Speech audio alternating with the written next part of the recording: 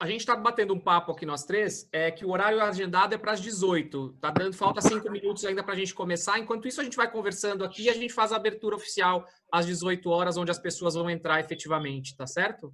Perfeito. Tá, certo. Nós combinamos aqui, doutor, o Afonso e eu, nós formulamos 10 perguntas, vamos dizer, que consideramos básicas, mas não repetitivas com o que já vinha, porque todo mundo já está vendo o jornal de noite, então já sabe mais ou menos como são as coisas. Então, eu vou fazer uma pergunta, o Afonso, vamos intercalar entre eu e ele, 1 minuto de perguntas, 5 no máximo para a resposta, e depois, havendo tempo, nós vamos abrir para que os ouvintes também possam fazer as suas perguntas. Tá ótimo. E as colocações também podem ser feitas via chat, né? As pessoas que quiserem se manifestar via chat podem ir falando com a gente, vai escrevendo o que eu estou lendo aqui e se for pertinente a gente vai perguntando, né? E depois a gente abre. E até se quiserem falar de onde estão falando, é legal que a gente saiba, né? A gente sabe que tem aqui já com a gente Silvia Nakano com a gente, a Adriana, a Helena, a Eliane Girão, a Elvia, a Cláudia, a Janaína, a Yara, o Sérgio, a Helena estão com a gente aqui. Obrigado aí pela companhia, participação de vocês aqui nessa live interativa da Associação dos Advogados Trabalhistas de São Paulo. E a gente já vai começar. A Silvia não está sozinha. Olha, o importante é que a Silvia não está sozinha, ela está com um acompanhante. Está vendo, Sara? Eu não estou vendo, mas ela está a 1 metro de distância, Afonso? Não, mostra a Silvia que está com você. Mostra pra gente. Olha lá, é o cachorrinho dela. Não estou vendo, não. Eu não posso... bonitinho! Que fofo! Você está muito bem acompanhada. Super! Muito bem acompanhada. Que coisa mais gostosa da mamãe. Muito legal, muito legal. O bate-papo aqui. E também lembrando que nós estamos online pelo Facebook, tá? Facebook aqui, a gente está ao vivo pelo Facebook para todo o Brasil, para todo mundo também. Não é só vocês que estão na sala conosco aqui, também ao vivo aí para quem quiser participar através do Facebook. Olha lá, tô vendo a Silvia Nakano lá, a Silvia tá lá com o cachorrinho no Facebook ao vivo. E o YouTube também, né? YouTube, eu acho que não está fazendo a transmissão ainda. O Wesley vai confirmar para a gente se está fazendo no YouTube também. Eu pedi para que ele tivesse já com tudo alinhado para fazer também através do YouTube. É que talvez ele não consegue ainda, a plataforma ainda não faz. Ele estava tentando, mas eu não sei se ele consegue 2 redes ao mesmo tempo. Aí ele vai tá tentando lá. No Facebook, a plataforma disponibiliza somente uma rede. Então, ele optou pelo Facebook, que a gente tem maior transmissão. Tá bom. Bom, vamos dar início, então, à nossa live de hoje, live interativa aqui da Associação dos Advogados Trabalhistas de São Paulo. A associação, mais uma vez, inovando, trazendo aí uma plataforma nova para todos os associados, uma forma de aproximação nesse momento que nós estamos todos distanciados por uma necessidade, né? Por uma necessidade mundial, de saúde, enfim. Então, quanto mais longe ficarmos agora, mais próximos estaremos logo, logo. Então, a associação não aceitando ficar longe dos seus associados, né? Estamos disponibilizando essa plataforma para todos os nossos cursos, palestras, lives, onde o aluno, onde o participante, como você, o convidado, interagem, a gente conversa, como a gente está vendo a nossa colega, a advogada Silvia aí da tua casa, diretamente da tua casa com o seu cachorrinho. Enfim, eu acho que é isso que nós precisamos, né, nesse momento de aproximação, e que a gente consiga aí de uma forma ou de outra amenizar esse momento que não é legal, né, que todos nós estamos sofrendo. Hoje, então, eu tenho aqui ao meu lado a presidente da Associação dos Advogados Trabalhistas, doutora Sara Hakim. Doutora Sara, boa noite, né? Que já estamos de noite aqui. Boa noite. Como é que você está diretamente da sua casa? Boa noite, Afonso. Tudo bem? Muito bom estar com você, matar saudades por aqui, nessa plataforma maravilhosa que permite interação com os associados, com os colegas, com os ouvintes. Então, não é algo estático, né? É algo que permite uma conversa, um bate-papo efetivamente e uma participação efetiva das advogadas e dos advogados que aqui que estão conosco. E hoje, Afonso, eu fico muito feliz em receber o Dr. João Batista Ortiz Neto, porque o Dr. João Batista, a parte de ser um perito de excelência, muito conceituado, tanto ele como seu pai, também de mesmo nome, ele é advogado e médico. Então, isso nos dá uma maior proximidade para perguntarmos, para fazermos as nossas questões também que envolvem a nossa profissão, né? Quer dizer, nós estamos com um colega, estamos com um médico, um expert, inclusive com formação em bioética e tudo mais, e ele tem um currículo bastante expressivo, viu, Afonso? E eu normalmente, nós aqui leríamos o currículo dele, mas eu vou querer e vou pedir para ele, já emendando na minha primeira pergunta, eu vou pedir para que ele inicie falando um pouco dessa trajetória dele, como foi cursar medicina. Eu sei que ele deve ter tido a inspiração do pai dele, que também é fantástico, deu uma palestra juntamente com ele de muita importância lá na Associação dos Advogados Trabalhistas, sobre doenças ocupacionais, sobre manifestações sobre laudos periciais. Então, eu vou pedir para que ele inicie. E falando um pouco da sua trajetória na medicina e como advogado, como foi esse trâmite, como foi esse percurso, por que dessas escolhas? E já vou emendar a primeira pergunta. O vírus pode sofrer mutações que dificultem a cura e o fim da pandemia? Essa é uma possibilidade? Eu pergunto isso porque se detectou, a partir de um estudo de acometidos em várias regiões do Brasil, características distintas do vírus em relação aos demais países. Então, nós temos, cada região aqui apontou características distintas daquelas do exterior. Então, por isso que eu pergunto essa possibilidade de mutação e o que isso significaria em termos de cura e no alcance de uma vacina. Essa mutação, ela poderia também acometer, vamos, de forma mais dramática, outras faixas etárias? Essa é a minha pergunta inicial para o nosso médico e colega, Dr. João Batista Ortiz Neto. Bom, primeiramente, boa noite a todos. É um grande prazer para mim estar aqui com vocês. Eu gostaria de agradecer à Associação dos Advogados Trabalhistas de São Paulo pelo convite, na pessoa do Dr. Afonso, da doutora Sara.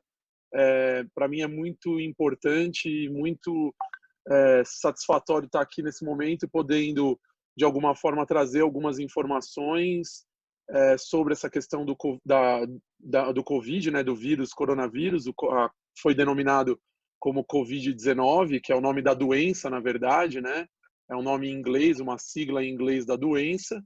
E então acho que é muito importante essa atuação da associação, levando para o advogado informações sobre isso, porque infelizmente a gente tem hoje em WhatsApp, na internet, muitas informações que às vezes não condizem com o que realmente a gente tem de conhecimento científico sobre esse vírus. Falando um pouquinho, antes de entrar na questão do Covid, da minha formação, eu fiz medicina. Durante quase toda a faculdade, eu queria ser cirurgião. Fiz uma formação durante a faculdade voltado para a cirurgia do aparelho digestivo, que era o que eu pretendia fazer. Mas quando chegou lá para o 5º, 6º ano de faculdade, eu comecei a me apaixonar pela medicina do trabalho, pela perícia médica, e aí acabei indo para essa área. Tirei título de especialista, fiz pós-graduação, tirei título de especialista na área de medicina do trabalho e perícia médica, e a realização do curso de Direito foi uma consequência disso, porque eu tinha já saído da faculdade faziam, acho que 5 anos, e eu percebia que havia uma dificuldade, às vezes, eu como médico conseguir falar para o advogado e entender quais eram as necessidades do advogado. Então, eu resolvi fazer o curso de Direito para ter uma qualificação para poder estar falando a língua do advogado e entender melhor a necessidade do advogado nos processos que a gente atuava como assistente técnico ou perito judicial. E depois disso, como eu fiz o curso de Direito, eu achei que era necessário eu prestar a prova da OAB, fiz a prova, sou advogado, mas eu não exerço advocacia propriamente, né? Eu trabalho como um assistente dos advogados, não exercendo a advocacia diretamente, apesar de ter OAB, fazer parte de comissão na OAB São Paulo, mas eu não exerço a advocacia propriamente dita. Sobre a pergunta sobre a questão de mutação, só para traçar um panorama de como que funciona isso, nós já temos circulando no mundo vários coronavírus. E esse coronavírus é um novo vírus que começou agora no começo do ano. A grande questão sobre esse coronavírus é que para vocês entenderem, é como se a gente estivesse trocando o pneu do carro com o carro andando. Porque como é um vírus novo, o conhecimento científico ele está sendo desenvolvido ao longo da pandemia. Então, são com os casos que aconteceram na China, o comportamento do vírus na Itália e em outros países, que o conhecimento científico ele está sendo adquirido pela comunidade científica, pela medicina. Então, essa é uma das grandes dificuldades. Diferente de outras doenças que os médicos já sabem o comportamento e como que ela vai acabar se comportando, então diagnóstico tal, esse, como por ser um vírus novo, você tinha nenhum conhecimento sobre, por exemplo, quais são as manifestações clínicas, quais são a gravidade, o grupo de risco, isso lá no início, quando começou a pandemia na China. Hoje, nós já temos trabalhos publicados, trabalhos científicos, analisando esses indivíduos que tiveram a doença na China e com publicação de tratamentos que foram tentados. Se fala muito da questão da cloroquina, eu até estava assistindo aqui a televisão antes da gente começar a live, e o governo brasileiro comprou, liberou a cloroquina e tal. Se fala muito, mas são tratamentos ainda que você não tem estudos prolongados para você dizer, isso é eficaz, isso são tudo tentativas. Tanto é que o ministro da Saúde, ele foi bem claro ontem, quando ele falou que ele ia liberar esse tratamento para pacientes que já estão em fases mais graves, mais avançadas. Por quê? Porque seria justamente uma tentativa. Após a gente ter um conhecimento científico mais, vamos dizer assim, mais robusto, a gente vai poder definir. Porque é através de trabalhos que você define qual é a dose correta a ser dada, quando você inicia o tratamento, se você tem que dar o remédio para todo mundo ou se você vai dar o remédio apenas para pacientes graves, se teria indicação das pessoas usarem isso a nível ambulatorial, ou seja, sem precisar de internação hospitalar, ou você tem que fazer o uso da medicação internado. Então, é o que eu disse, a gente está conhecendo sobre a doença com a doença acontecendo. Isso é muito ruim, porque vira uma coisa meio de tentativa e erro, né? Então, você tenta uma droga, já foram tentadas várias drogas, nós temos disponíveis alguns antirretrovirais, a gente tem, por exemplo, já se tentou algumas drogas que são usadas para pacientes com HIV, e então esses estudos estão sendo publicados e a gente vai ter que verificar como que isso vai desenvolver ao longo do tempo aí desses meses. Sobre a questão da mutação, falando mais especificamente, como todo vírus, existe a possibilidade de mutação. Só que, geralmente, essa mutação ela não é tão rápida assim, né? Se você tivesse um vírus que ele mutasse muito rápido, seria um vírus muito ruim, porque você desenvolveria um tratamento e ele mudou, desenvolveria uma vacina e ele mudou. Só para vocês terem uma ideia, como o vírus sofre mutação, por isso que a gente faz vacina da gripe todos os anos, porque o vírus ele muda. Então, você faz a vacina da gripe esse ano, no ano seguinte você tem que tomar de novo. Por quê? Porque são novos vírus que estão circulando e você desenvolve uma nova vacina. Então, por isso que algumas pessoas perguntam, mas eu já tomei, eu sou do grupo de risco, eu tenho mais de 60 anos, e começou agora a vacinação para a gripe, que o Ministério da Saúde adiantou. Mas eu já tomei ano passado, eu não preciso tomar de novo? Precisa. Por quê? Porque a vacina ela é feita com o vírus que está circulando naquele momento. Então, é sim necessário, mesmo para quem já tomou ano passado, tomar a vacina de novo, tá? Entendi. Então, existe sim uma possibilidade de mutação, só que a gente espera que isso não mute de uma forma tão acelerada, assim, que não propicie a realização de uma vacina ou a efetividade de um tratamento. Mas existe sim possibilidade de mutação. Não foi descrito ainda, eu não achei nenhum artigo científico dizendo que houve uma mutação do vírus ou alguma coisa nesse sentido. Pode acontecer? Pode, mas a gente espera que, caso isso ocorra, não seja uma coisa assim tão acelerada que você não consiga acompanhar, a medicina não consiga acompanhar os efeitos de uma mutação. Estamos vendo agora, doutor, a nossa diretora, a doutora Isabel Tormes, nossa diretora, nossa secretária adjunta, que tanto também atua, né, firmemente aqui para que a Associação dos Advogados Trabalhistas possa acolher toda a classe. Bem-vinda, Isabel. Obrigada, boa noite a todos, boa noite, doutor. Boa noite, Isabel. Doutora Isabel, boa noite. Então, doutor, a gente vê, por vezes, que quando a pessoa toma antibiótico sem necessidade ou sem prescrição médica, normalmente determinados vírus podem criar uma resistência, né? Sim. Por isso que não se pode tomar medicação sem a prescrição do médico. Com esse remédio aí que está sendo desenvolvido, podemos falar a mesma coisa? Não, na verdade não, porque o que acontece com as bactérias? Só para a gente entender. A estrutura de uma bactéria é totalmente diferente de um vírus, tá? O vírus é uma estrutura muito mais simples.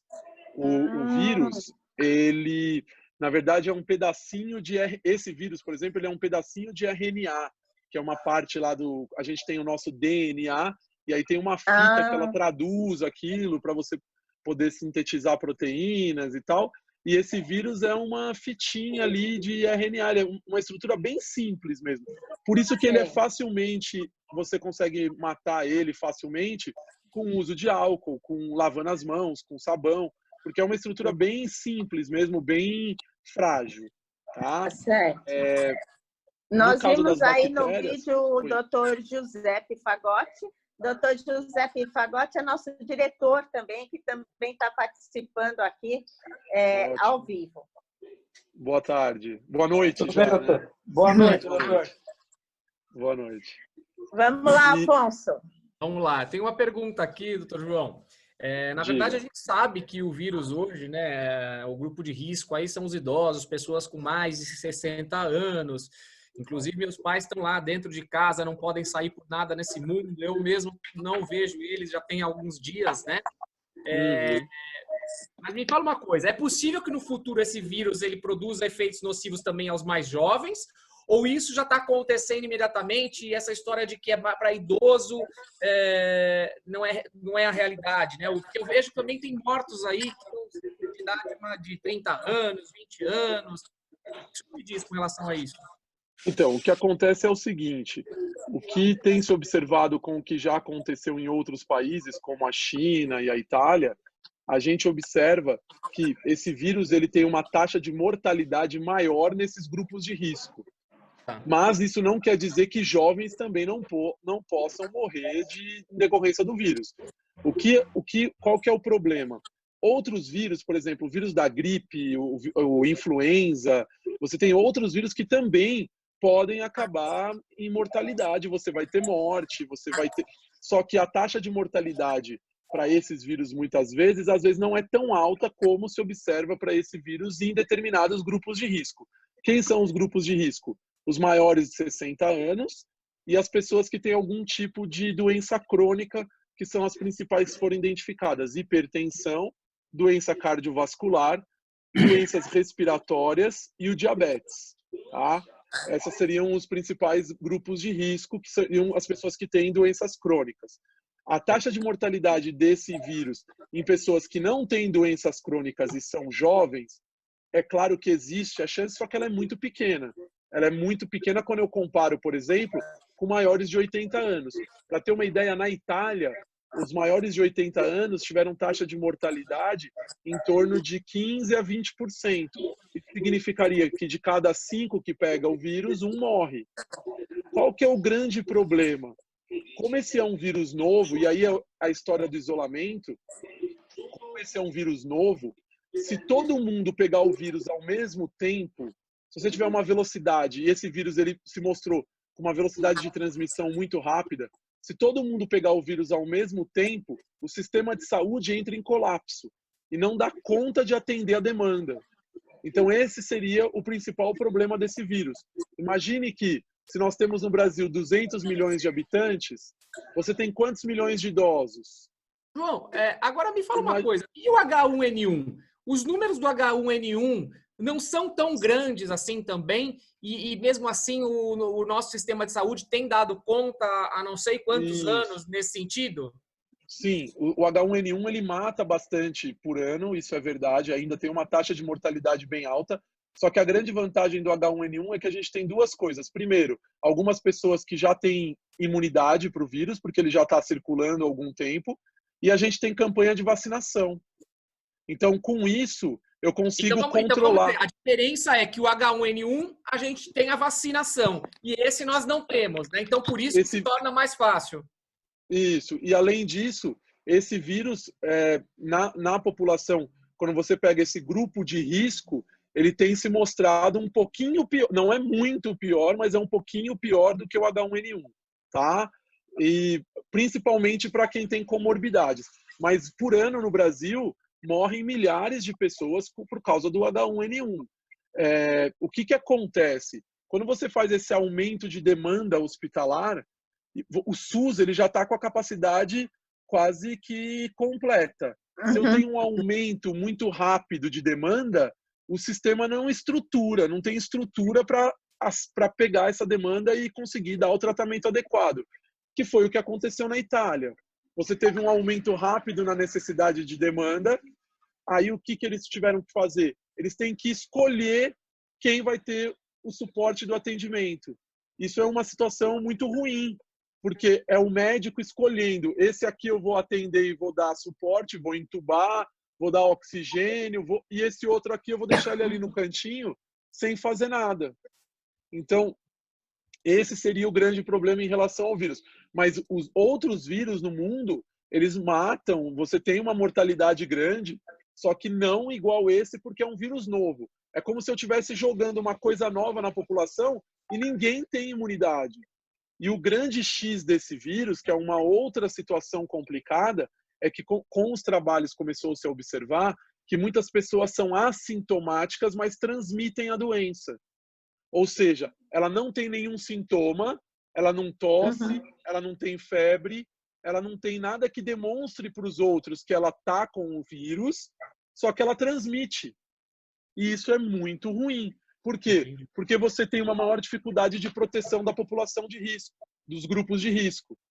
Porque o que acontece? A nossa cultura, eu estava até comentando isso ontem, a nossa cultura ela é muito mais próxima da Itália do que da Ásia, né? Culturalmente, o povo brasileiro ele se parece muito mais com o povo italiano do que com os asiáticos. Os asiáticos eles já têm algumas condutas no dia a dia deles que diminuem a transmissão do vírus. Por exemplo, eles não são de ficar dando a mão um para o outro, né? Eles não se cumprimentam com abraços, com beijos. As famílias, geralmente, você não tem o que a gente observa aqui no Brasil, que é a criança vai de manhã para a escola e à tarde fica com os avós, que esse seria um grande problema se eu liberasse de novo as aulas. É verdade que não, você tem as estatísticas mostram que no mundo você tem mortalidade muito baixa para quem tem abaixo de 10 anos. É verdade. Se você entrar em estatísticas, não tem nem registro. O presidente da Organização Mundial de Saúde, ele até chegou a falar, porque teve um óbito e tal, mas a gente tem alguns sites na internet que computam os óbitos e você não vê lá óbitos abaixo de 9 anos descritos. Abaixo de entre 10 e 20, sim, tá? Geralmente associado a alguma comorbidade. Mas abaixo de 10, pelas estatísticas que tem na internet, a gente não conseguiu observar. Tanto que ele falou que teve, mas ele não falou aonde, tá? Mas qual que é o grande problema de eu liberar as escolas? Seria isso, na minha concepção. Porque hoje a gente sabe que muitas pessoas que de manhã ficam na escola, muitas crianças que de manhã ficam na escola, à tarde vão ficar com os avós. E aí você teria um grande impacto em relação a isso, que seria essa transmissão para grupos de risco.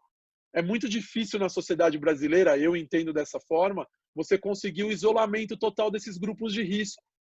Diferente de outros países, por exemplo, nos Estados Unidos, onde os filhos, quando completam 18 anos e vão para o college, eles não veem mais os pais. Aqui não, a nossa cultura é os filhos ficarem junto com os pais durante o período da faculdade, posteriormente.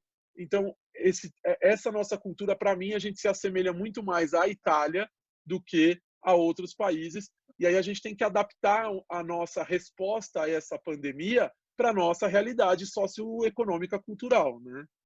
Agora, doutor, o senhor colocou aí a questão da intubação, que é uma necessidade, nós sabemos, até para uma maior proteção, uma medida preventiva e protetiva para os profissionais da saúde, para os médicos, para os enfermeiros.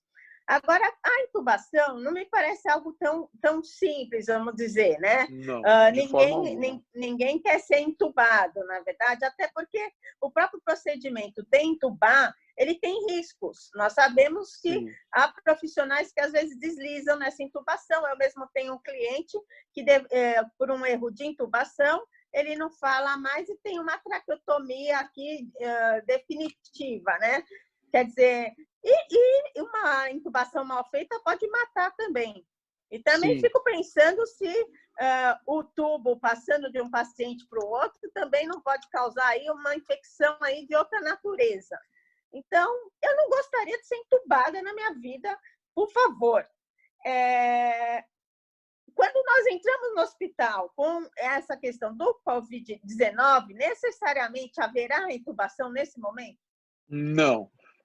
A intubação ela só ocorre em casos mais graves, que são um percentual muito pequeno quando você compara toda a população. Por que até o doutor Afonso falou da questão do número de casos e número de mortes, né? Foram publicado agora 2.900 e pouco e 77 mortos. Isso. Esse número de 2.900 e pouco é um número que ele está subestimado. Por quê? Porque o Brasil adotou até agora vamos dizer, a estratégia de só fazer o teste em quem vai no hospital. Então, estima-se que para cada pessoa positiva, você tenha em torno de 10 a 15 que tiveram contato com o vírus e que não vão procurar o atendimento hospitalar. Tá? Então, esse número ele é muito subestimado porque eu só estou testando quem está no hospital. Quando o Brasil adotar a estratégia que já foi divulgada, que comprou-se mais de 5 milhões de kits para se fazer os testes rápidos, esse número vai disparar. Muito rápido. Tá? Vai ser muito rápida a disparada. Isso não tem a ver com questão de gravidade, é só porque eu estou testando mais. E aí eu estou testando mais, vai ter mais resultado positivo. E a questão da intubação, então, quem vai para fazer essa intubação vai ser um percentual muito pequeno de indivíduos. São indivíduos que estão com dificuldades respiratórias e que necessitam de um suporte ventilatório. O que se observou, aquilo que eu falei que vai se aprendendo com o que está acontecendo nos outros países. Observou-se que quanto mais precoce ocorre essa intubação, maior é a chance do paciente sobreviver. Na China, em muitos casos, eles demoraram muito para intubar. E aí, a evolução foi mais... porque você tem várias formas de fazer suporte ventilatório. Tá? Então, as outras formas de suporte ventilatório, elas se mostraram menos eficazes. Então, por isso dessa estratégia que os médicos estão adotando de fazer uma intubação mais precoce, porque os resultados têm se mostrado melhores. Mas isso não quer dizer que... Pode falar. Você falando de intubação, eu sou um expert em cirurgia. Eu já fiz 35 cirurgias na minha vida, né? Então, assim, eu sou o que eu ganho Você disparado. é mesmo. Mas Você me fala é. uma coisa, a intubação, quando a pessoa é intubada, ela tá em coma induzido ou não? Ela continua acordada, vendo tudo e está intubada? Eu estou com essa dúvida aqui. Não, não. Quando você faz a intubação, para você fazer a intubação, você dá uma medicação para a pessoa para que ela perca um pouco o nível de consciência, para você poder fazer a intubação. E depois você mantém essa pessoa sedada. Porque se você acordar com aquele tubo, aquilo incomoda muito, o paciente arrancaria aquilo da boca, tá? Ai, deve ser um Então horror. você mantém, mas é assim, não é porque, isso é muito importante, porque às vezes passa a imagem assim, se eu for num hospital e testar positivo, vão me entubar. Não, não é isso, pelo amor de Deus. Eu tava com esse receio. Não, Com esse receio. a grande maioria dos casos não vão precisar de tubo. Por isso que eu preciso que essa infecção ela não ocorra, você não tenha um contágio da população tudo ao mesmo tempo, para dar tempo disso acontecer aos poucos e o sistema de saúde dá conta. Muitas pessoas precisarão ser entubadas, é verdade, mas não todas, tá? O percentual que precisa ir, que são os casos mais graves, é um percentual menor quando eu considero o total de pessoas infectadas. Só que tudo depende do número de pessoas que eu estou falando, né? Quando eu falo assim, 2% precisam de intubação, 2% de 100 mil é uma coisa, 2% de 200 milhões de habitantes é outra coisa. Então, por isso que o problema seria a velocidade de você precisar dessa intubação, tá? Então aí seria essa a grande questão. Você ir fazendo isso de uma forma mais, vamos dizer assim, mais lenta, para que não fosse todo mundo precisar de intubação no mesmo momento e você conseguir dar conta disso. Mas uma coisa que a senhora perguntou, doutora Sara, da questão de infecção pelo tubo, os tubos eles são esterilizados. Quanto a isso, não se preocupe, tá? Não vai ter nenhum A minha risco de você... preocupação é ser entubada no geral. Sim. Não. Todo aquele sistema ventilatório, ele passa por, vamos dizer assim, por higienização, esterilização. Jamais você vai tirar de um paciente e fazendo outro imediatamente. Isso tudo passa por um processo de limpeza. Quanto a isso, não teria grandes problemas.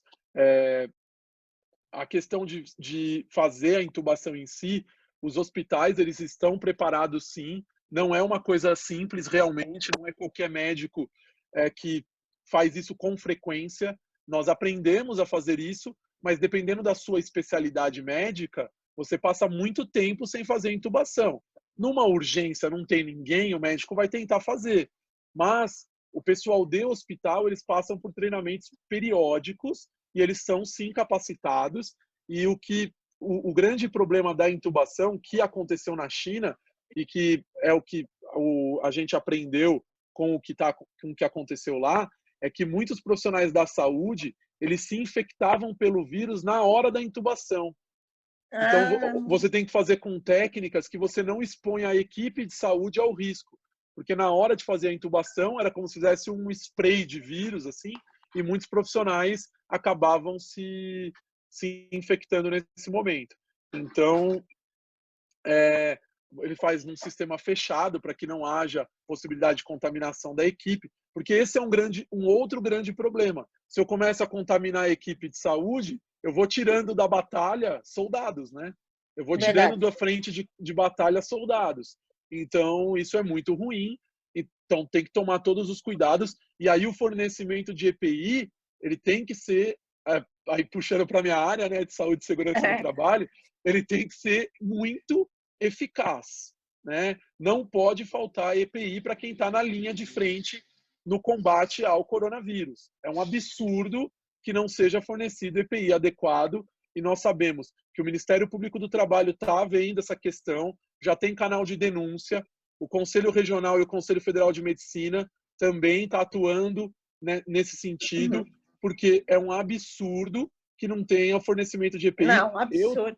Eu tenho colegas médicos que em grupos de WhatsApp acaba conversando e eles falam que tem hospitais que ainda não estão fornecendo os EPIs adequados e falta EPI e eles têm que brigar. Alguns, por exemplo, postos de saúde, unidades de atendimento do SUS, pedindo para o profissional trazer de casa o EPI. Nossa, que Assim, absurdo. é absurdo. Arrumar, né?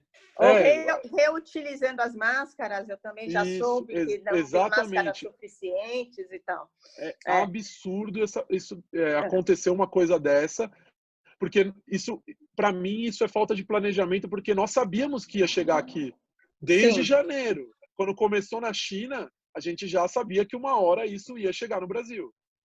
Sem dúvida. Não sei se a doutora Isabel, se o doutor Giuseppe tem alguma pergunta antes do doutor Afonso passar para a próxima. Sara, eu queria fazer uma colocação antes, só queria agradecer a participação de todos. Nós estamos aqui com mais de 50 pessoas ao vivo conosco, de todo o Brasil e inclusive da Argentina. Nós estamos com a Rosana, que é uma excelente advogada, renomada advogada na Argentina, que inclusive foi convidada para o Congresso da Associação dos Advogados Trabalhistas que nós fizemos na ASP, e ela está com a gente aqui acompanhando essa live, e então eu queria agradecer cada um. Bem-vinda. Ela vai poder nos falar um pouquinho da situação lá.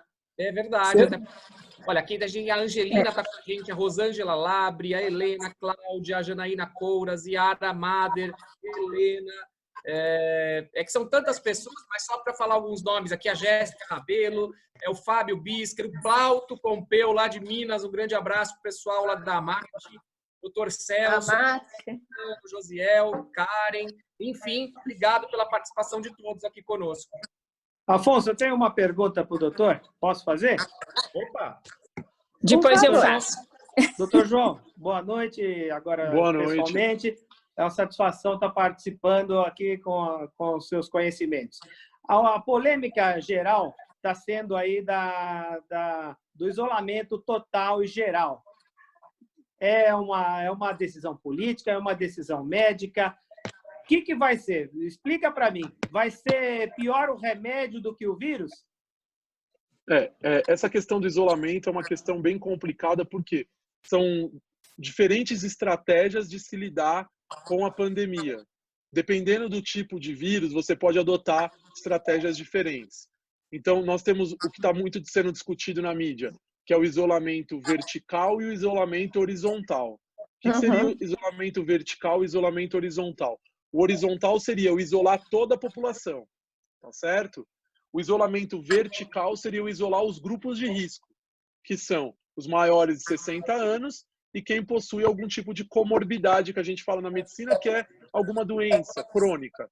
Então, diabetes, pressão alta, doenças cardiovasculares, indivíduos imunossuprimidos porque tomam algum tipo de medicação que faz com que a pessoa seja imunossuprimida. O indivíduo que tenha diagnóstico de câncer, ativo, que também tem uma imunidade mais baixa, então, em tratamento de quimioterapia. Então, tem uma série de grupos de risco, e aí eu isolaria só o grupo de risco ou isolaria toda a população. Então, essa seria a diferença. Isso é o que eles chamam, em epidemiologia, de mitigação ou supressão. O que seria mitigação? Mitigação é o seguinte: eu adoto estratégias que algumas pessoas vão continuar tendo contato com o vírus.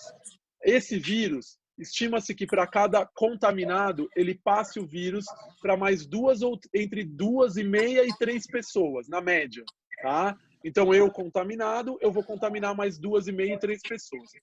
Para se ter uma ideia, por exemplo, o vírus do sarampo, você contamina mais 12. Então, ele tem uma taxa maior. Quanto maior a taxa, pior. Né? Esse é entre 2,5 e 3. Se eu adoto estratégias de mitigação, eu vou tentar manter esse número um pouquinho acima de 1. Então, cada uma pessoa transmite para uma só. Tá?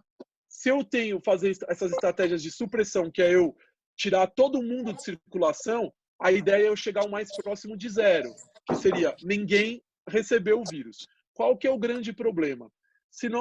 Por que a gente tem que... A ciência tem que... Eu acho que o norte tem que ser a ciência.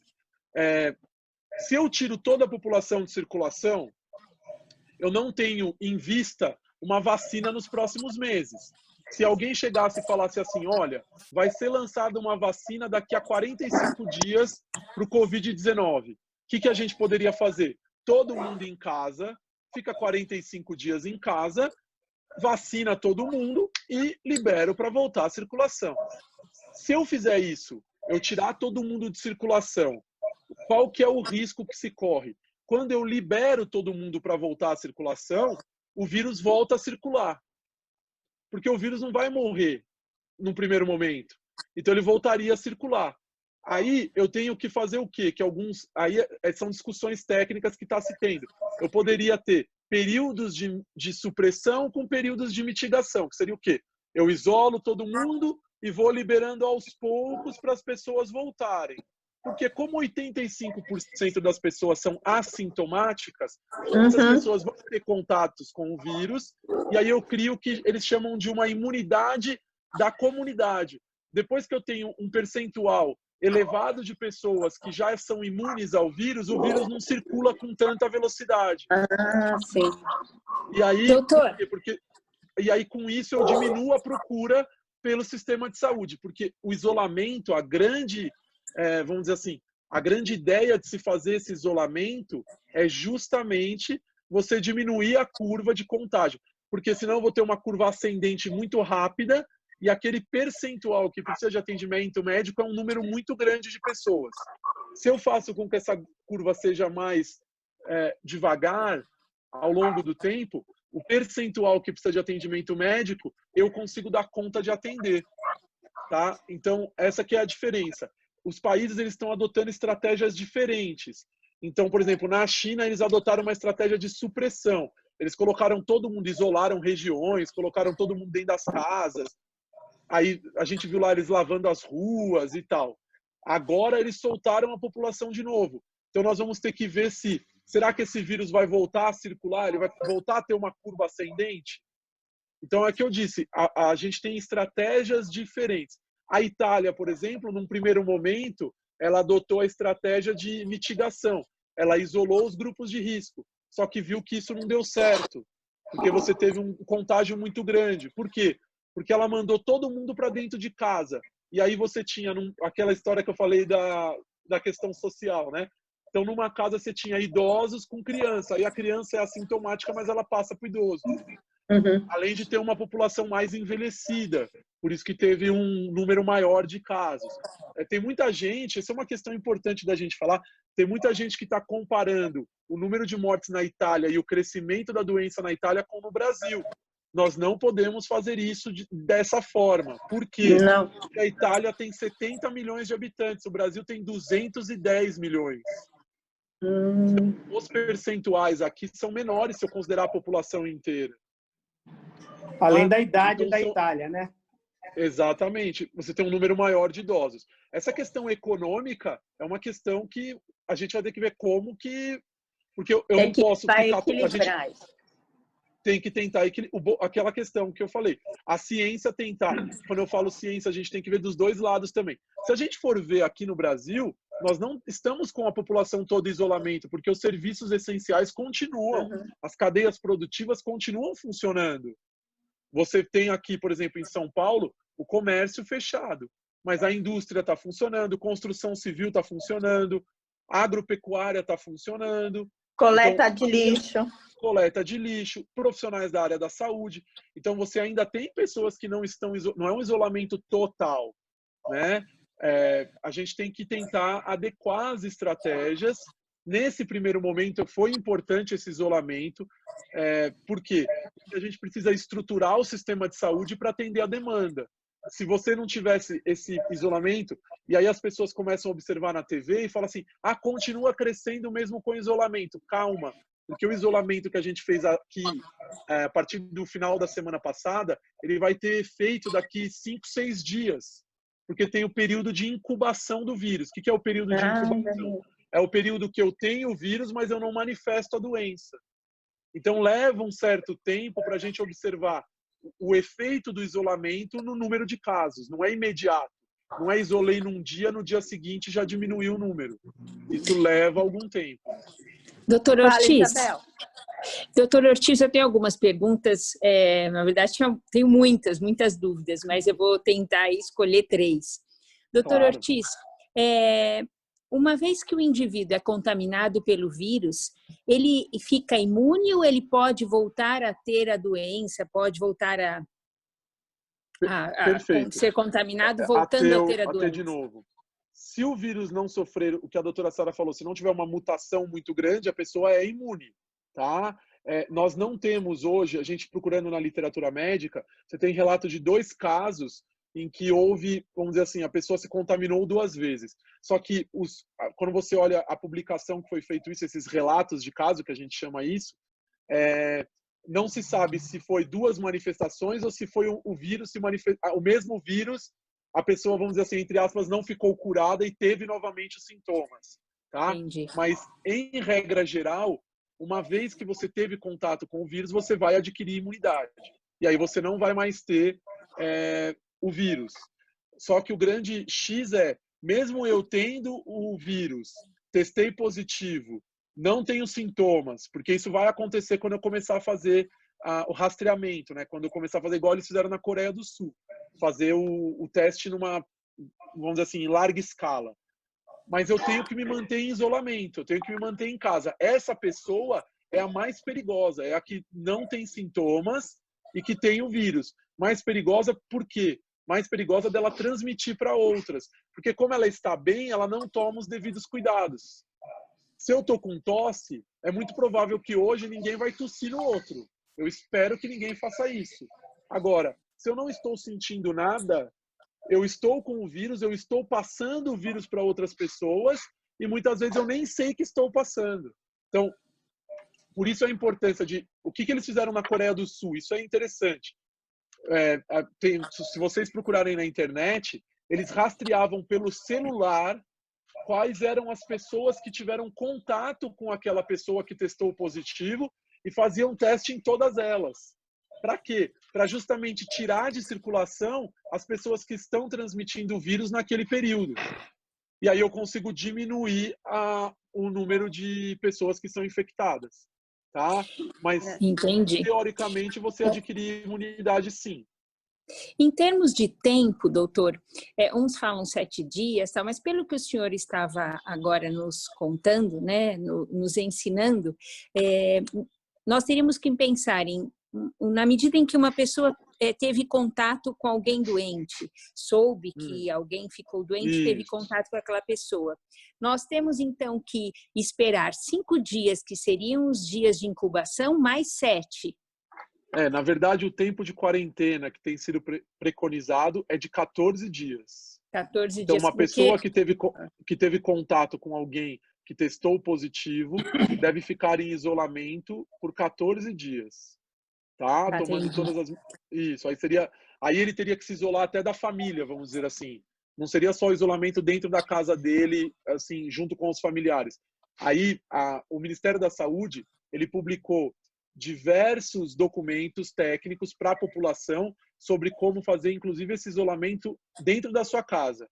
Que aí a pessoa teria que comer separado, teria que ter a roupa de forma tudo separado, para que não houvesse a possibilidade de contágio.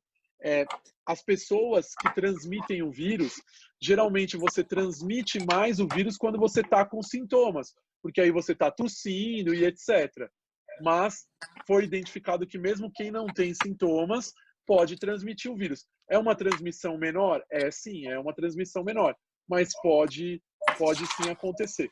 Então, o certo tive contato com alguém que testou positivo, ou eu testei positivo, tem que ficar pelo menos 14 dias em isolamento, que seria o período mais crítico aí de transmissão para outras pessoas, tá? Entendi. Vale dizer, então, que esse período de incubação também é possível que alguém seja contaminado por alguém que estava no período de incubação. O que é o período de incubação? Eu tive contato com o vírus, mas eu ainda não manifestei sintomas. O vírus está se multiplicando no meu organismo.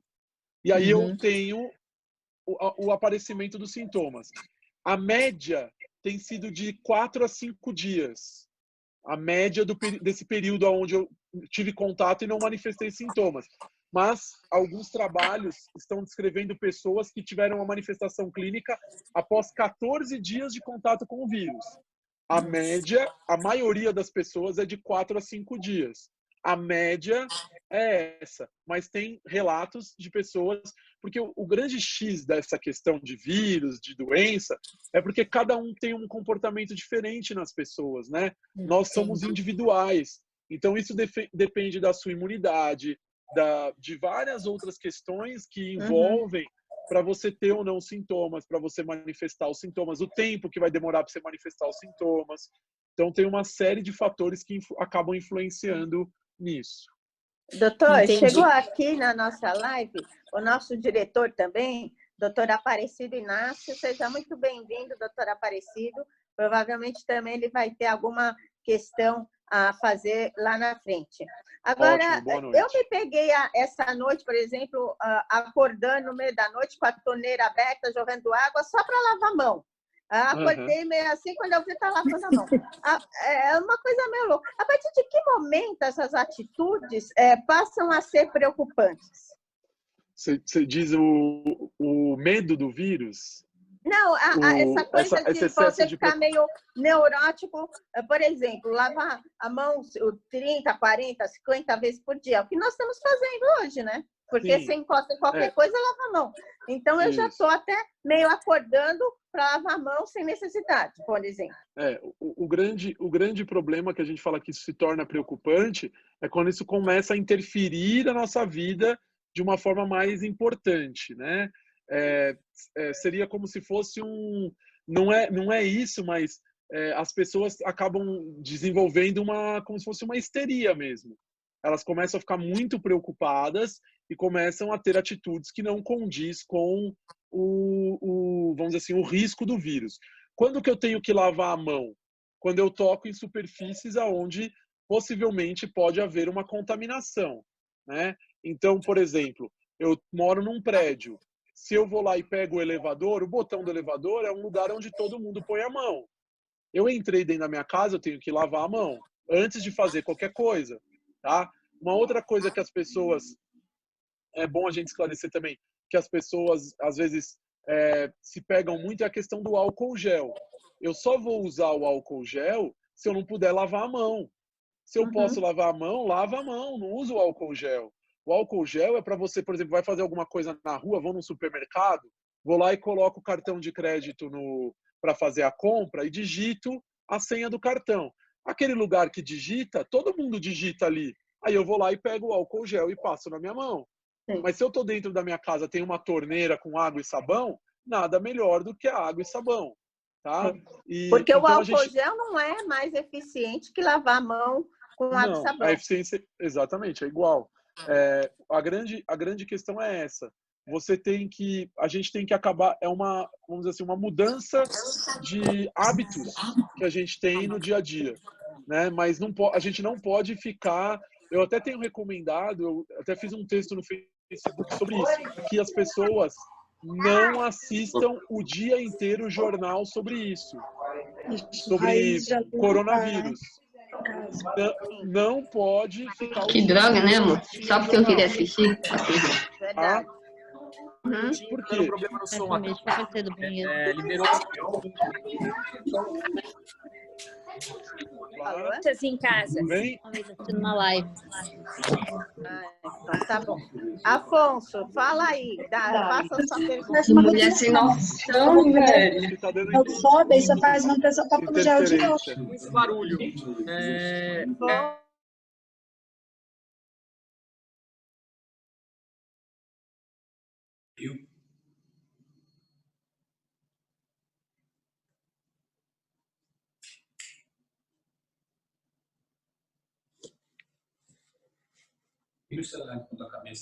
Boa noite, doutores. Teve um probleminha aqui no som, já estou ligando de todo mundo. Aguarda só um momento, por favor.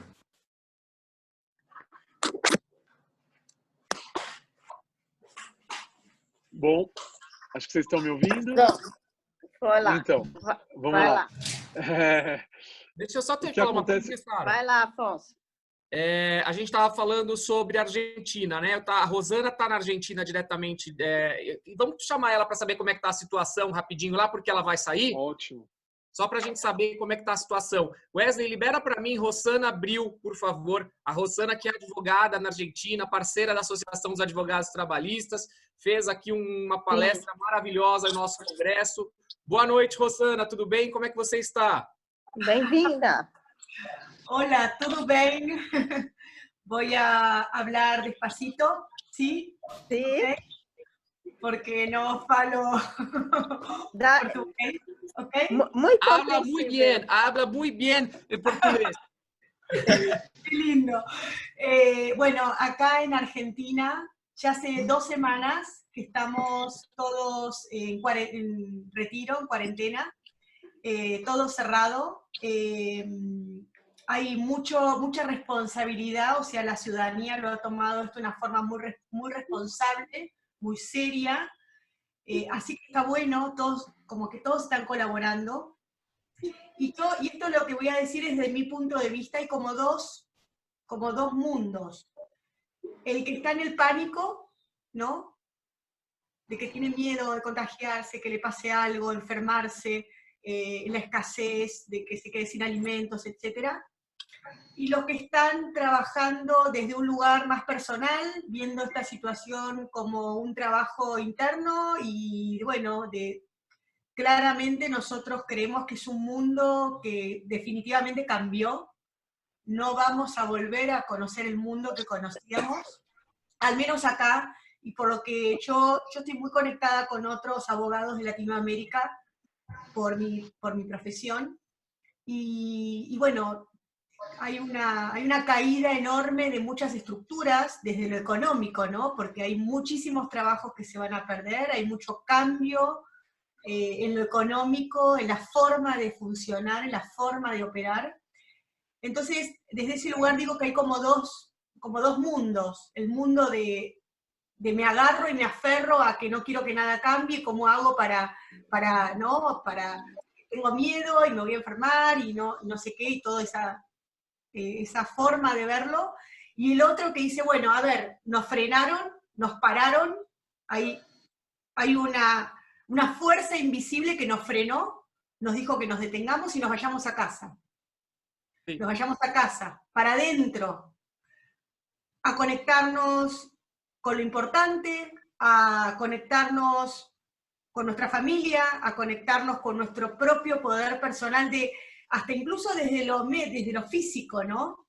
Desde lo médico, que es cómo mejoramos nuestro sistema inmunológico, cómo aumentamos nuestras defensas, cómo nos alimentamos. Hay una revisión para un grupo de gente en la que yo, la verdad que tengo mucho contacto por los grupos en los que participo, que pasa una revisión personal de reestructurarnos internamente para volver a salir a un mundo que va a ser totalmente distinto del que conocíamos y que va a seguir cambiando. Sí. Entonces es como esa doble mirada, ¿no? Alfonso me conoce y sabe que yo estoy en la segunda, en esta línea, y lo que tratamos de hacer es todo el tiempo, hay muchos grupos, hay muchas conversaciones, nosotros ya estamos hace 2 semanas, con lo cual empieza a cambiar la emocionalidad de la gente. O sea, ya la segunda semana ya empieza a haber como más intensidad, gente que se enoja más, que se angustia, hay gente que ha quedado, digamos, sola, con su familia lejos, etcétera, ¿no? O sea, a ver, es como, por eso les digo, es como 2 formas. Desde el punto de vista de responsabilidad y mucha seriedad, conseguir lo que nos dicen las autoridades, respetar lo que nos dicen, y eso por un lado, pero por otro lado mucho trabajo con reestructurarnos internamente, o sea, con conectarnos con nuestro verdadero poder personal em todos os sentidos. Legal. Sim? O que a Rosana traz para a gente, né? Mostrando que a Argentina, eu acho que está muito parecida com o Brasil, né? Estamos todos em quarentena, então... O Poder Judiciário lá está também parado, está em trabalho remoto? Como é, Afonso? Rosana, a presidente Sara pergunta sobre o Poder Judiciário, os fóruns. Como estão os fóruns? Estão fechados também? Cerrados? Sim, todo está cerrado. Não podemos sair a la calle. Não podemos sair, solamente para ir a comprar alimentos o a una farmacia. Está todo cerrado. No hay encuentros de ningún Tudo tipo. fechado, então, Sara. Todo. Só mesmo os serviços essenciais, né? Como no Brasil. Sim. Agora, um Tá ponto, bom. doutora João, até que a Rosana colocou aqui. Rosana, obrigado pela sua participação. Obrigada, Rosana. Y, Tê-la aqui conosco. y te quería comentar otra cosa, quizás, Alfonso, si tú lo puedes traducir. Las empresas están empezando a ver con los trabajadores los procedimientos de crisis que van a implementar debido a la baja de empleos que va a haber. O sea, se cortó toda la cadena comercial, toda. No hay, o sea, todo. Entonces ya las empresas están empezando a ver a analizar los procedimientos de crisis, y ahí el coach abogado tiene una gran tarea, porque hay muchas conversaciones para abrir con los sindicatos, con los empresarios, con los trabajadores, cómo transformar la forma de trabajo en un trabajo como más colaborativo realmente, porque se cae todo. É verdade, você cai tudo. Obrigado, Rosana, um beijo. Sim, saudade. O que a Rosana fala aqui pra gente, né, é que de fato a gente vai para um novo mundo, né? Então existia um mundo antes do coronavírus e agora a gente vê, tanto que nós estamos aqui todos numa plataforma, enfim, as coisas mudaram bastante. Mas o que ela fala é na questão emocional também, né, doutor João, do advogado, sim, porque, querendo ou não, todos nós estamos afetados emocionalmente, estarmos dentro da nossa casa, não conseguimos produzir. Então, advogado, nós estamos acostumados com aquela loucura, produzindo até 10 da noite, 11 da noite, de repente a gente está preso aqui, não pode protocolar o prazo, porque é antes do prazo, e a coisa começa a ficar louca. Como é que vai ser essa questão também, como lidar com isso, né? Eu acho que é uma preocupação muito grande, que é o que a Rosana, sim, colocou em nós aqui, né? O que a gente tem recomendado é o seguinte, que as pessoas estabeleçam rotinas mesmo no confinamento. Então, que rotina? Por exemplo, eu tenho uma hora para acordar, eu tenho uma hora para tomar o café da manhã, eu tenho uma hora para assistir televisão, eu tenho uma hora para fazer o meu prazo, para eu estudar, para eu assistir um vídeo na internet e me qualificar. Ou seja, o estabelecimento de rotinas, de horários, ele melhora essa sensação para a gente. Porque você tá sem fazer nada o dia todo, para quem está acostumado com uma rotina muito acelerada, isso é muito ruim. Outra coisa que a gente tem recomendado é o seguinte, não adianta ficar acompanhando notícia de coronavírus o dia inteiro. Desliguem disso. A notícia você pode ver, selecione um telejornal ou uma hora para você se atualizar sobre o que está acontecendo. A gente não pode ficar fora do que está acontecendo no mundo, mas a gente tem que ter um horário específico. Não adianta a gente querer passar o dia inteiro, porque a TV está bombardeando a gente com informações sobre verdade. Isso. Você liga a TV às 7 da manhã, é bom dia coronavírus, aí depois é coronavírus e você, e assim vai. É coronavírus o dia inteiro. Não tem como. Tem muitas pessoas que, inclusive, começam a ter sintomas de ouvirem as pessoas falarem os sintomas. Então, você vê lá a pessoa que fala, porque o coronavírus dá tosse, a pessoa começa a tossir. Porque, eu acho que eu estou sentindo isso, eu comecei a ter uma dor aqui, acho que tá... Então, a gente tem que ter calma, tá? Não é momento para a gente ficar... É um momento de precaução, de prevenção, mas não para a gente entrar numa histeria coletiva. E uma outra coisa importante é a gente não perder o contato digital. A gente não pode fazer contato pessoalmente com as pessoas, mas hoje a tecnologia nos propicia uma coisa. Vocês imaginem esse confinamento há 15 anos atrás. Há 20 anos atrás. Seria muito pior. Doutor João, a gente está fazendo para minha família, né? A gente todo dia à noite faz uma reunião pelo Zoom com a família. Então, são meus irmãos, meus pais, meus primos. Então, a gente conversa como se estivesse junto. Na verdade, a gente está mais junto agora do que antes. Porque antes a gente não se encontrava toda semana. E agora a gente já se encontra. Exatamente.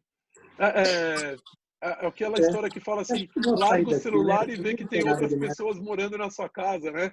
Então, é mais ou menos isso. Então, a gente consegue, com a tecnologia, conversar com as outras pessoas. Isso a gente não pode perder, porque esse contato, por mais que seja um contato digital, ele é importante para a gente. Principalmente para quem mora sozinho, né?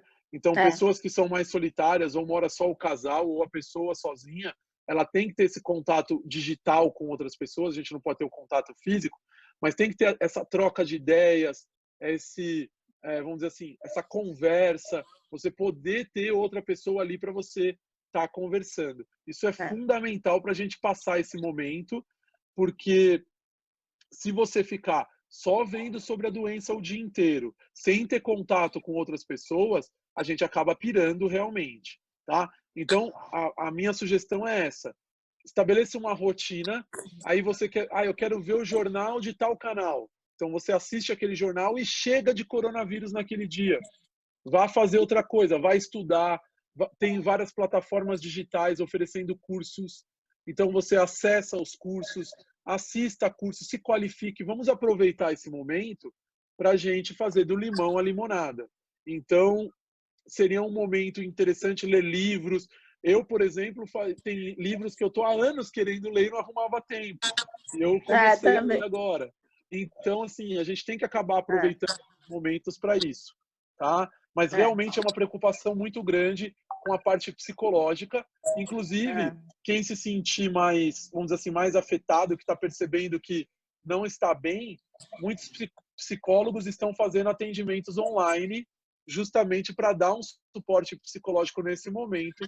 Vale a pena, se você perceber que você isso é importante. Alguma dificuldade, você procurar algum tipo de ajuda nesse sentido, para que a gente evite possibilidade, por exemplo, de pessoas que já estavam com uma depressão ou estavam tratando uma depressão e piorem por causa desse isolamento. Doutora, pode falar, Bel. A adaptação ao trabalho remoto não é fácil, né? Não. Parece que nós estamos aqui já quase há um mês e, na verdade, estamos aí há alguns dias, a impressão que dá. E aí, hoje, aproveitando uma postagem da doutora Sara, eu acho que as mulheres vão sair muito estressadas depois de tudo isso, porque o trabalho, assim, não é triplo, é quádruplo, é quinto, muita coisa. É verdade. Né? Porque o trabalho continua, pelo menos para nós advogados, muito embora os prazos não estejam correndo, mas graças a Deus as publicações estão saindo, então não é fácil, né? Eu acho que é um momento em que a questão masculina não é ajuda, né? Compartilhamento de tarefas do lado. Aliás, aproveitando o que a Bel falou, ontem eu fui passar um aspirador no sofá, foi meia hora, eu estou quebrada até agora, honestamente. Eu vou tomar até um Dorflex, porque é um serviço automedicação, né? Doutor. Não, daí eu pergunto, justamente isso que eu queria perguntar. Há alguma possibilidade de interação entre esse vírus e alguma medicação? Alguma prescrição, algum óbice em a gente tomar esses remédios que a gente toma do dia a dia, conta de eventuais interações? Quem tem doenças crônicas devem manter as medicações, não há indicação para você fazer a descontinuidade do tratamento. Não existe nenhum estudo, vamos dizer assim, uma evidência científica de uma piora por causa do uso de medicação. Durante algum tempo, a OMS até não recomendou o uso do ibuprofeno, de alguns anti-inflamatórios. Depois ela retirou isso. E ela falou que poderia se voltar a utilizar. Então, são estudos. É aquela história. A gente está tendo conhecimento com a doença acontecendo. Mas, neste momento, não há nenhuma indicação para que as pessoas parem de tomar os remédios que elas costumam tomar por causa do coronavírus. Tá?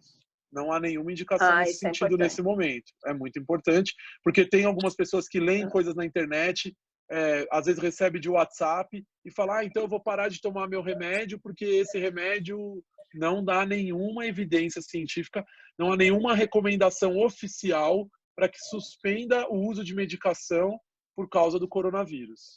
Então, continuem tomando os remédios que você está acostumado a tomar, não há problema nisso. Oi. Posso falar? Sim. Oi, pessoal, boa tarde. Não? Boa noite. Boa noite. Por favor, Inácio. Legal, obrigado aí pelo convite. Bem-vindo, querido. Valeu. Seja bem-vindo, Passa só a pergunta, Inácio. Queremos saber a sua indagação. Legal. Eu quero, na verdade, passar um informe, na verdade. Eu sou advogado do Sindicato dos Trabalhadores Públicos da Saúde. A categoria que eu advogo representa mais de 50 mil pessoas no estado. Nós estamos, pela minha equipe, trabalhando no home office desde sexta-feira. Estou há uma semana trancado aqui no apartamento e em contato direto com a minha equipe. Nós, hoje, ingressamos com a nossa 6ª ou 7ª ação judicial contra o governo do estado, exatamente em cima do que vocês estavam conversando agora há pouco.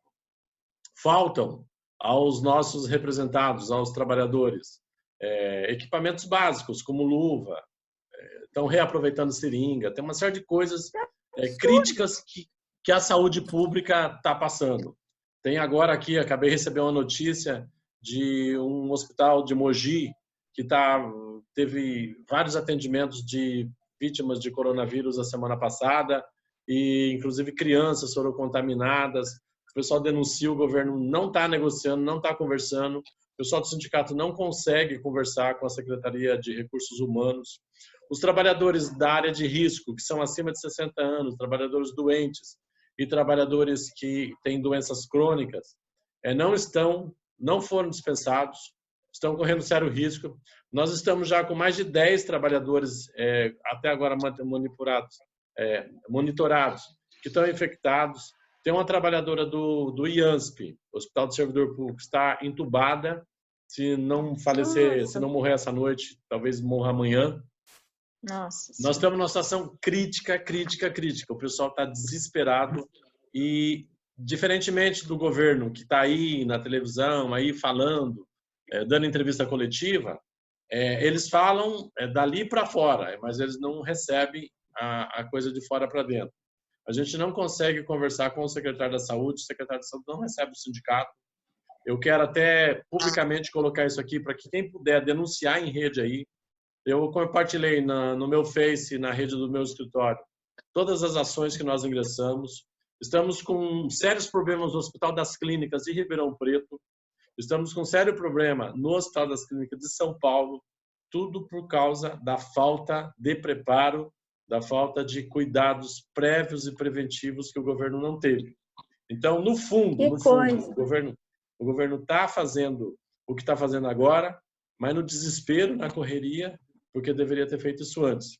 Sim. Há um ponto que a gente aborda nos nossos processos, em que, segundo levantamentos do sindicato e de outros setores aí, a Secretaria da Saúde do Estado de São Paulo hoje tem um déficit de 50 mil servidores.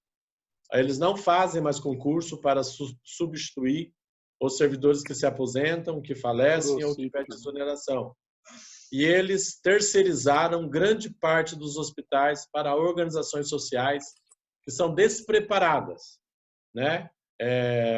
Organizações sociais que são assim vinculadas a pessoas que têm viés político com o governo do estado. Hospitais são reformados e são entregues à iniciativa privada. A saúde do estado de São Paulo não está preparada para o coronavírus. Estão fazendo aos trancos e barrancos agora.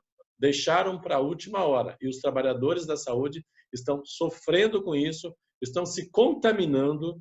Temos várias denúncias de contaminação. Temos mais de 10 trabalhadores internados que foram contaminados já pelo coronavírus. Sim. Que realidade. Mais uma razão. É aquilo que eu havia comentado. Eu tenho colegas médicos que estão sendo orientados a trazer o EPI de casa. Isso é um absurdo. Tem alguns que até compraram máscaras que usam na indústria para poder trabalhar, para ver se consegue algum tipo de proteção, porque sumiu as máscaras do mercado e você não tem nem, se você quiser, mesmo que ele queira comprar, ele não consegue. E um grande problema é a atenção primária à saúde, né?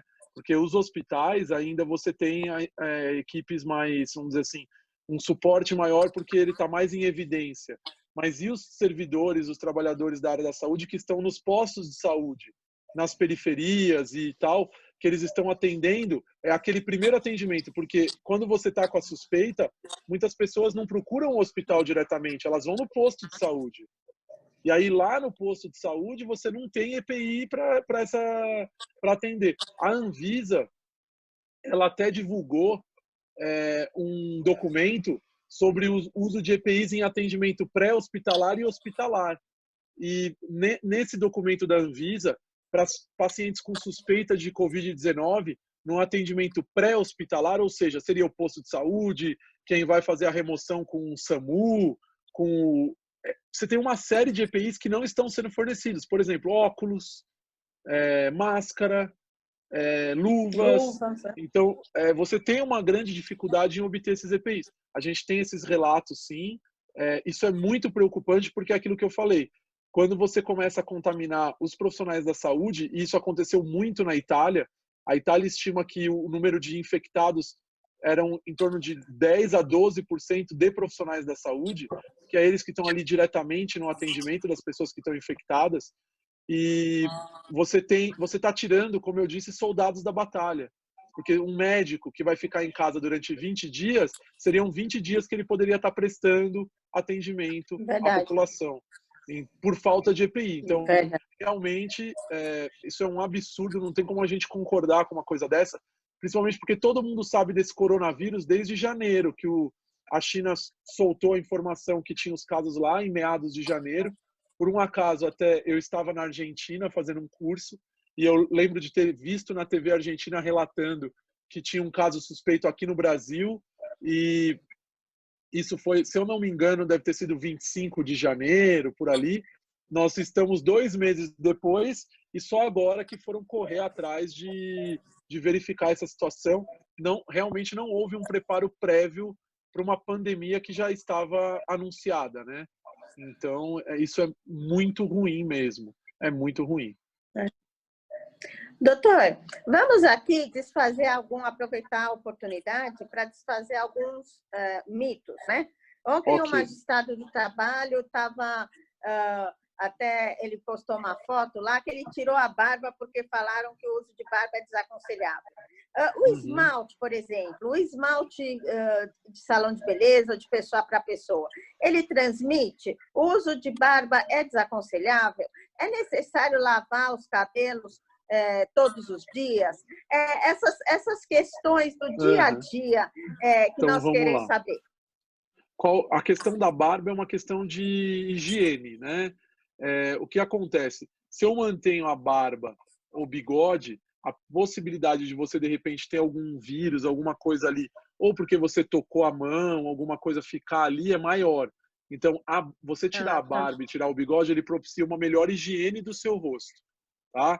Então, essa seria a indicação para você tirar a barba e tirar o bigode. Sobre a questão de esmalte, não tem relatos de transmissão por isso, mas é óbvio que se eu for numa manicure, eu vou ficar muito próximo dela, a menos de 2 metros. Então, se ela estiver contaminada, você aumenta o risco de ter uma contaminação sua. Então, não pelo uso do esmalte, mas pela necessidade de isolamento social, eu acho que não seria indicado você ir até um cabeleireiro para fazer a unha, alguma coisa assim. Mas o esmalte em si, a gente não tem nenhum relato, pelo menos de tudo que eu li, não vi ninguém falando sobre isso. E o outro era do cabelo. O cabelo. Temos que lavar o cabelo todos os dias? É a mesma coisa da barba. Por exemplo, o seu cabelo. Vamos dizer que uma pessoa, de repente, você vai num supermercado, a gente está saindo para fazer compra, supermercado, farmácia, e alguém tosse atrás de você ou fala atrás de você muito próximo. O vírus pode ficar ali e, de repente, você, com a sua mão, você passa a mão no cabelo e põe na boca, ou no olho, no nariz. Porque o problema é você colocar as mãos nesses 3 lugares. Se cair só na pele, você não vai se contaminar. Por isso que a gente não se contamina se a sua mão tiver contato com o vírus. O problema é quando você leva a mão pro olho, para a boca e pro nariz. Por isso que fala, quando você sai de casa, evite de colocar a mão na boca. Porque mesmo que a sua mão esteja contaminada, se você lavar as mãos, tranquilo.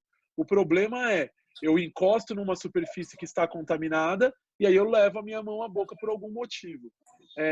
O grande problema desse vírus, que é o que está se verificando, é que ele permanece um tempo considerável em objetos. E aí é esse o grande problema de transmissão. Então, em superfícies, principalmente superfícies de metal, plásticos. Então, isso é muito ruim, porque Eu posso ter uma pessoa, por exemplo, um botão do elevador, geralmente ele é de metal, né? E aí você vai lá, alguém vai subir no andar, encosta ali naquele botão, ou tosse ali, e aí você, depois de 7, 8 horas, vai naquele mesmo elevador e põe a mão. E aí você tem um risco de contaminação.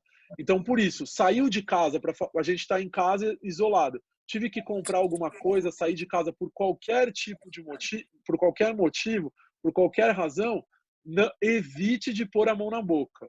Evite de levar a mão aos olhos enquanto você estiver um período fora da sua casa. Tem que ter esse cuidado, para justamente não haver essa contaminação.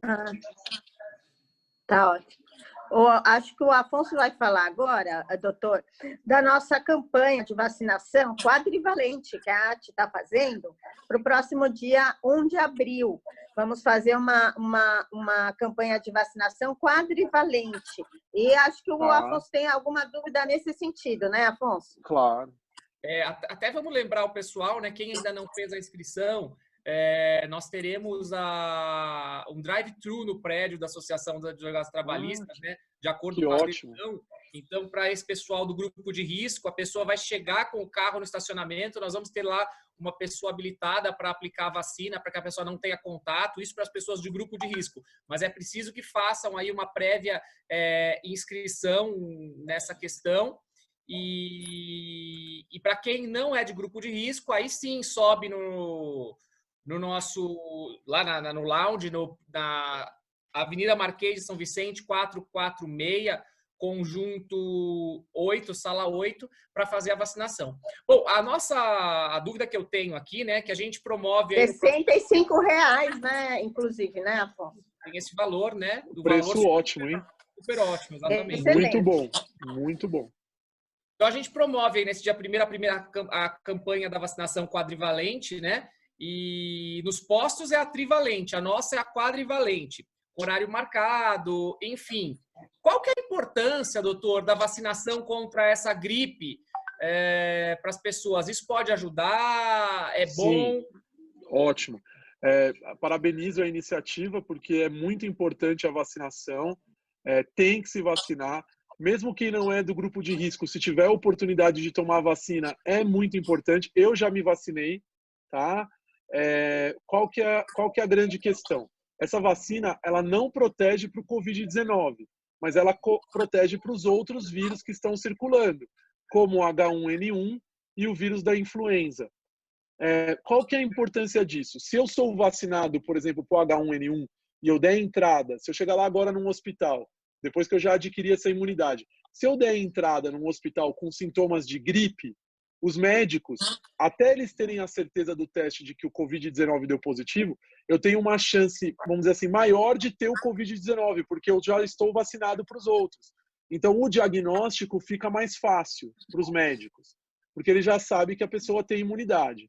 Uma outra grande questão é que tem alguns casos que está ocorrendo da pessoa se contaminar pelos dois vírus. A pessoa se contamina pelo Covid e pelo H1N1. Por tudo, né? Nossa! E aí são casos mais complicados. Então, porque o que a gente tem que entender é o seguinte, o sistema de saúde, ele continua atendendo os outros problemas de saúde. Esse é a grande questão. As pessoas continuam infartando, as pessoas continuam tendo AVC, as pessoas continuam tendo acidentes.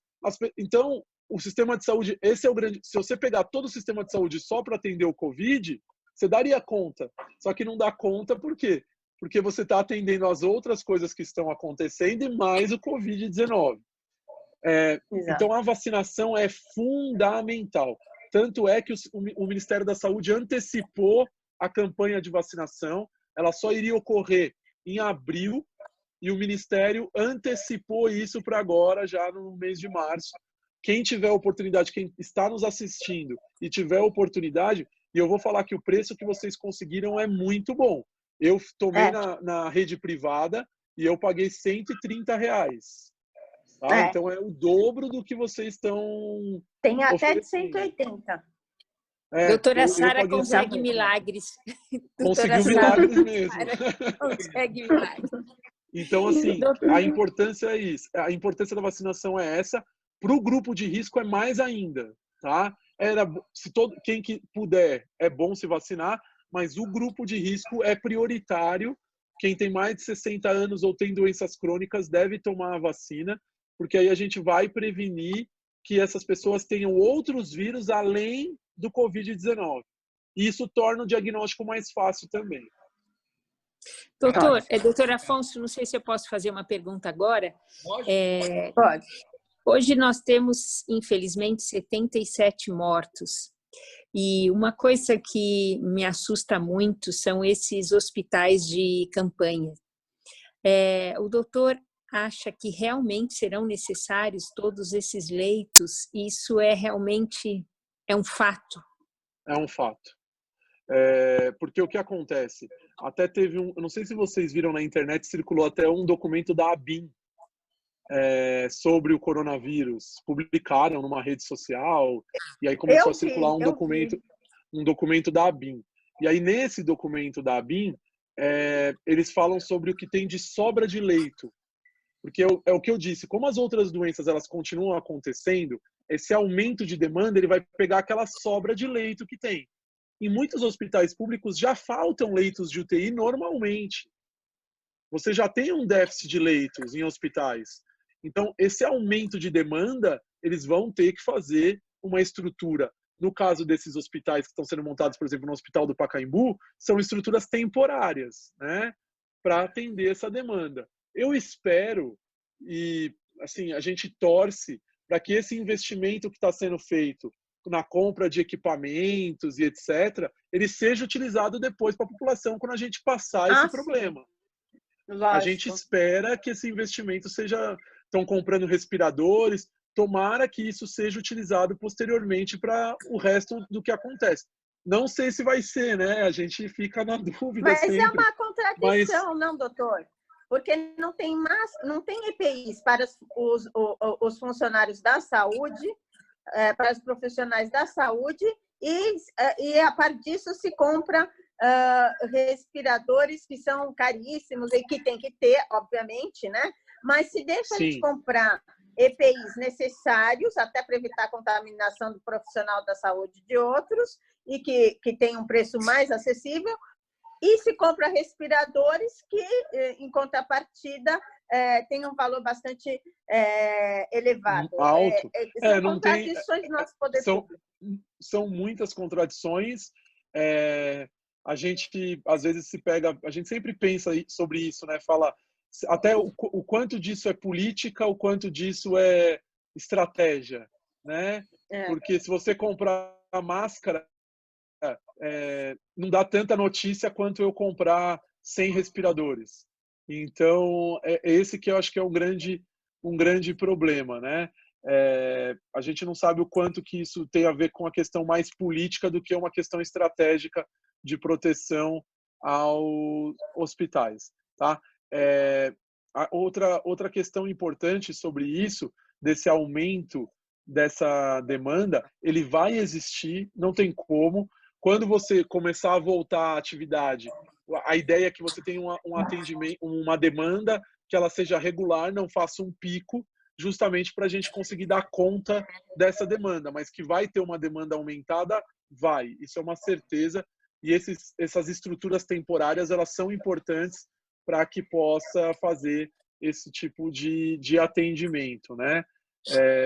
A questão do EPI, voltando na questão do EPI, eu sempre esbarro muito nisso, que é a minha área de saúde e segurança do trabalho, é só vocês observarem os profissionais de saúde que atendiam o Covid-19 na China e os profissionais de saúde que atendem aqui no Brasil, a paramentação deles, a diferença de paramentação. Com isso, fica claro que os EPIs que estão fornecidos aqui, muitas vezes não são adequados. É nítido, é só você ver na televisão como que era o combate lá e o combate aqui, né? Por isso que eu falo que a gente está muito mais próximo do que aconteceu na Itália do que o que aconteceu na China. Porque se você olhar na Itália, nos hospitais, até mostraram um filme de um hospital italiano lá, o pessoal filmando, e é muito parecido com o que a gente vê aqui na realidade dos nossos hospitais. Apesar que a nossa situação em relação a leitos de UTI per capita é melhor do que a Itália, tá? Algumas estatísticas mostram que no Brasil a gente tem acho que, se eu não me engano, são 25 leitos de UTI para cada, agora eu não lembro se é 10 mil ou 100 mil habitantes, eu acho que são 100 mil habitantes. E a Itália tinha 12 leitos, metade para cada 100 mil habitantes. Então, a nossa situação de número de leitos, aqui a gente tem um número maior de leitos quando comparado com a Itália. Eu recebi aqui uma pergunta para mim sobre a questão que eu falei da vacinação, que torna mais fácil o diagnóstico da Covid. Porque o que acontece? Por que isso fica mais fácil? Quando eu dou entrada num hospital com sintomas gripais, que são os principais, então eu tenho febre, eu tenho tosse e eu tenho, sei lá, moleza, mialgia, né, dor pelo corpo. Nem sempre isso é Covid. Eu posso ter outros vírus que causam isso, porque esses são sintomas genéricos. O médico, só de olhar para a pessoa, ele não consegue, num primeiro momento, diagnosticar. A gente tem sintomas. Por exemplo, a Covid, ela tem uma característica de dar falta de ar. Então, é uma característica bem dela. Eu suspeito, mas a confirmação, ela só vem com o teste. Quando eu me vacino, eu já praticamente excluo a possibilidade de uma contaminação, de ser, por exemplo, um H1N1. Por isso que torna o diagnóstico mais fácil. Porque eu já vou tratar, olha, essa pessoa é vacinada. Então, por exclusão, né?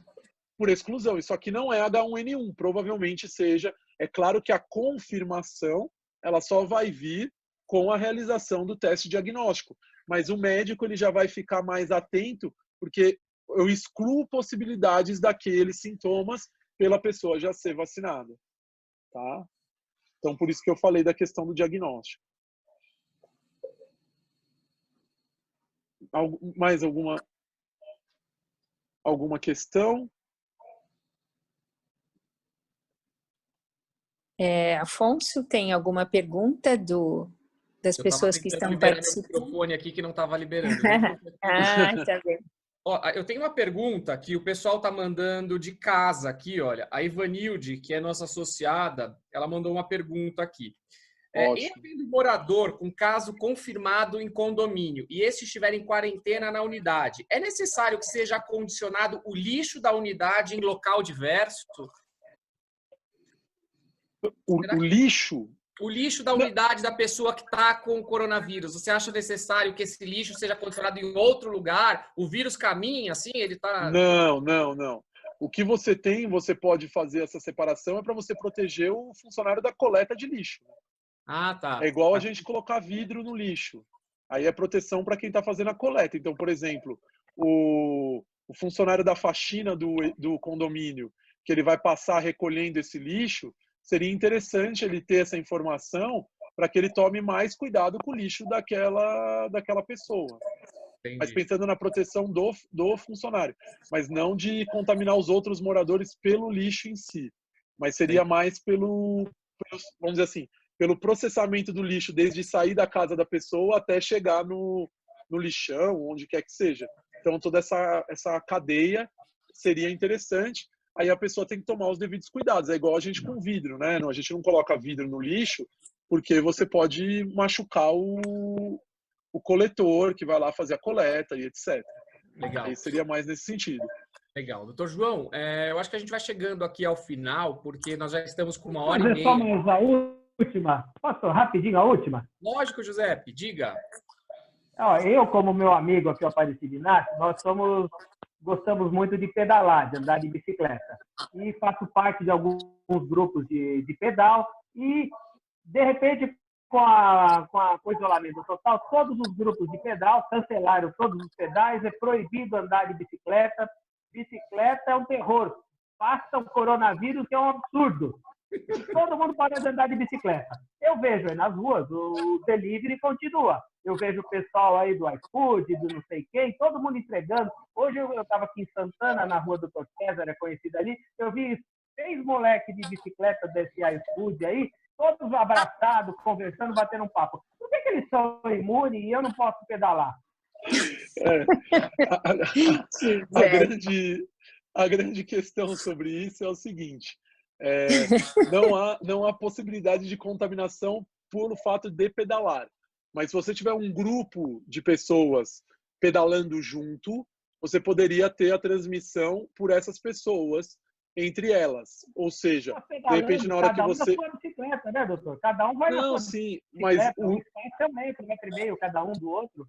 se você conseguir manter isso, mas na hora que você vai parar de pedalar, você não, vamos dizer assim, não tiver contato com as outras pessoas, não haveria um risco. O que está sendo indicado que não saiam é por todo o risco, a ideia é todo o risco que envolve você sair da sua casa e você estar se expondo desnecessariamente a este risco. Seria essa a ideia. Então, por exemplo, você vai... Por que não tem sido indicado fazer esportes ao ar livre? Justamente por causa disso. Então, eu vou lá, o senhor, por exemplo, com a bicicleta, vai lá e pega a bicicleta e você vai andar no asfalto. Tudo bem? Se o vírus estiver ali, existe uma possibilidade, por exemplo, de contaminação do pneu. E aí depois você vai trazer esse pneu para dentro da sua casa. Você tem o seu sapato. Então, seria por essa situação, não pelo fato de... É o contato social. Teoricamente, se você pegasse só a sua bicicleta, fosse sozinho, o risco seria menor, mas ainda existe um risco. Então, neste momento de você ter um isolamento social, o ideal é que não haja essa saída para o público, vamos dizer assim, para o ambiente público. Quanto mais eu saio de casa, mais eu estou me expondo. Isso não quer dizer que eu vou adquirir o vírus, mas eu estou me expondo para adquirir o vírus. E o senhor tem razão, o pessoal do iFood continua, eles estão, vamos dizer assim, por serem um serviço essencial, eles estão sendo, sim, expostos ao risco. Assim como os profissionais da saúde, quem faz coleta de lixo e etc. Tá? Então, assim, se perguntar para mim, por exemplo, eu fazia academia, tinha com personal e tal, eu parei, tive que parar. Aí o que eu tenho que fazer? Tem que me exercitar em casa. Não tem como eu ir para o ambiente público, nem para andar na rua eu não estou saindo, justamente porque estou em todo esse processo. Então o risco seria, você mora num prédio, aí você tem que pegar o elevador, tem que passar na portaria, tem que... Por isso, vai que nem... isolamento. Isso, Doutor o isolamento João, é nesse sentido. Eu dei um jeito, eu também faço ginástica todos os dias com o meu personal, né? A Sara hoje me ligou, eu falei, Sara, não posso falar agora que eu estou fazendo ginástica. É verdade. Eu estou fazendo pelo WhatsApp, ele fica no meu celular, aí ele fala, faz 10 abdominais, 10 não sei o quê. Olha, tá um sofrimento, mas eu estou fazendo, não parei, estou fazendo pelo WhatsApp, a gente tem que se adaptar. É isso aí. É isso aí, tem que se adaptar. Eu, quem tiver possibilidade... estou aproveitando as ruas vazias e estou fazendo minha corridinha toda noite. Daqui a pouco eu já saio para correr meus quilômetrozinhos aqui. Ruas vazias, só para mim. Então, aí a única coisa é quando o senhor voltar, deixa o tênis fora de casa. Não entra com esse tênis dentro de casa. Sabe o que eu estou fazendo, doutor? O meu médico recomendou que eu coloque... nós temos um negócio, nós ciclistas, a gente coloca um protetor aqui na cabeça, normalmente para o capacete. Eu coloco ele aqui, que ele me falou por causa do ar frio que eu estou correndo, para proteger as minhas vias aéreas aqui. Eu coloco apenas para o ar frio não entrar. Tá. E aí, além disso, o importante é a questão do sapato, tanto que tem sido recomendado que a gente use sapatos diferentes para dentro de casa e fora de casa. Porque a grande questão desse vírus é o que a gente estava falando. Como ele fica em superfícies, você, de repente, a gente fala assim, mas eu vou pôr a mão no chão? Não. Só que você tá com um sapato, aí você traz esse vírus para dentro da sua casa. Aí você, de repente, põe o pé no sofá, ou tem criança em casa que às vezes está engatinhando, ou animais de estimação até que eles tenham contato com o chão e levam isso para um sofá, de repente a gente se contamina dessa forma. Então, o ideal, se for, tem que sair na rua, tem que ir no supermercado, o doutor vai fazer uma corrida, não sei. Sapato para fora de casa, sapato para dentro de casa. Chegou com o sapato da rua, deixa o sapato lá fora e não usa ele para andar dentro de casa, tá? A gente... Oi. A gente, eu e o Toby aqui, a gente usa lencinhos umedecidos de água e sabão nas patinhas. Quando ele volta, a gente passa nas patinhas o lencinho umedecido com água e sabão. Perfeito, é isso mesmo. Porque na patinha dele pode ter ele trazer do asfalto, da rua, da calçada, o vírus, né? Perfeito, é isso mesmo. Ou sapatinho, né? Ou sapatinho. E aí tira o sapatinho quando entra dentro de casa. Mostra o Toby aí direito. Exatamente. Mostra o Toby. Não deu pra ver o José. Toby? Vem, Toby. Toby. Ai, que Tome lindo. aqui. Ele está no sofá, mas ele toma banho, viu? José, nós estamos com aquilo que o pessoal chama de comichão, né? Não estamos suportando mais ficar parado aqui.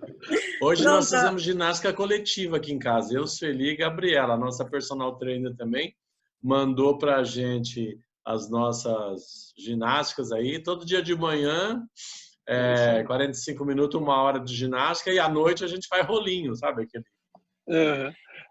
Isso, inclusive, tem muita gente reclamando que vai voltar com sobrepeso depois de acabar essa quarentena. E isso é uma preocupação efetiva, né? Sim, e quem faz atividade física não deve parar, deve manter em casa, óbvio, né, no isolamento, mas, se possível, manter a atividade física é muito importante. Por quê? Porque a gente manter a nossa sanidade mental, a questão física, isso ajuda o nosso sistema imunológico. Então, é importante que a gente mantenha, sim, a realização de atividades físicas em casa, quando possível. Então, se puder fazer igual vocês comentaram, o personal manda, faz abdominal, faz polichinelo, faz um exercício mais funcional, né, que a gente fala. Você não vai ter os equipamentos que tem numa academia, mas, se possível, sim, é importante, porque a gente mantém o nosso corpo e a nossa imunidade preparado para a questão de algum tipo de doença. Doutor Ortiz, o senhor esclarece tão bem, de uma forma tão didática, é impressionante, dá para entender tudo que o senhor fala. Não, obrigado. Doutor, em resumo, o contágio é através dos olhos, nariz e boca. É isso, não é braço, não é perna, não é a pele em si, né? É através de mucosas, né, que a gente mucosas. fala. Mucosas, isso.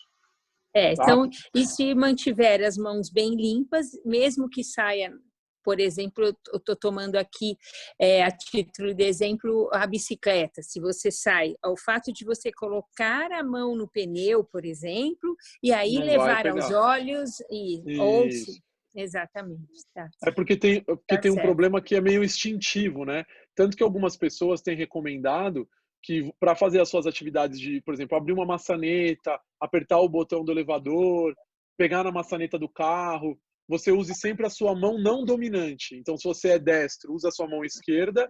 Se você é canhoto, usa a direita. Por quê? Porque é instintivo que, se meu olho coçar, eu leve minha mão direita. Que eu sou destro, eu vou levar minha mão. É instintivo que, se tiver alguma coisa na minha boca, eu tire com a minha mão direita.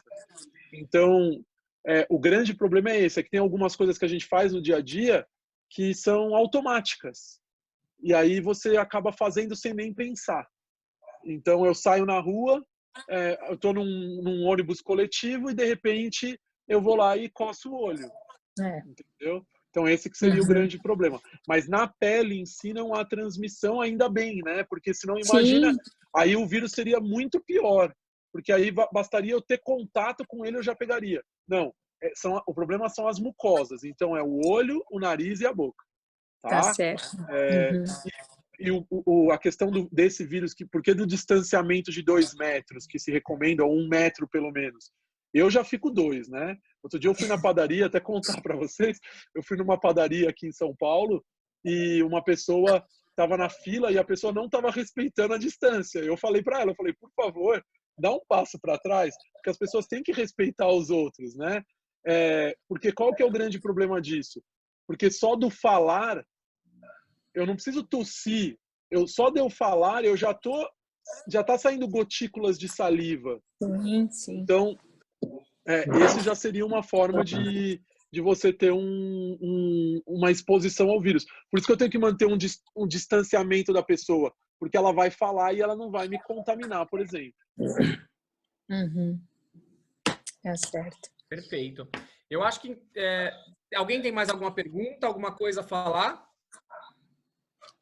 Não, por mim tá ok. Valeu pelos esclarecimentos, doutor. Obrigado. Doutor Obrigado, João, eu que agradeço. Obrigado pela participação aqui em nome de toda a diretoria da associação, todo o conselho e todos os nossos associados e convidados que estão aqui conosco. Obrigado pela tua participação. Muito obrigada, doutor. Prazer tê-lo conosco ao vivo e agora online, né? Online. Eu agradeço.